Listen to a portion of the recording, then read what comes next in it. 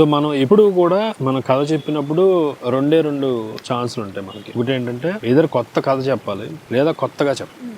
So Arjun Reddy లాంటిది కొత్త కథ ఏం కాదు మనకి. ఎప్పుడు కూడా ఒక బాయ్ మీట్స్ గర్ల్, వాళ్ళిద్దరూ దే ఫాల్ ఇన్ లవ్, తర్వాత ఏదో గొడవ అయింది, బ్రేకప్ అయ్యారు, ఫైనల్ గా కలుసుకున్నారు అనేది ఎన్నో వేల సినిమాలు ఉన్నాయి. సో ఇది కొత్త కథ కానప్పుడు ఒక ఫిల్మ్ మేకర్ ఏం చేస్తాడంటే కొత్తగా చెప్పడానికి ట్రై చేస్తాడు. అదే అర్జున్ రెడ్డి. అలాగే కొన్ని కొత్త కథలు ఉంటాయి. హిందీలో అందాదున్ అని ఒకటి వచ్చింది. అందాదున్లో అది ఆయుష్మాన్ ఖురానా, అందులో కొత్త కథ ఉంటుంది. అంటే అలాంటి సెటప్ అలాంటి ఇది మనం ఎప్పుడు చూసుండం.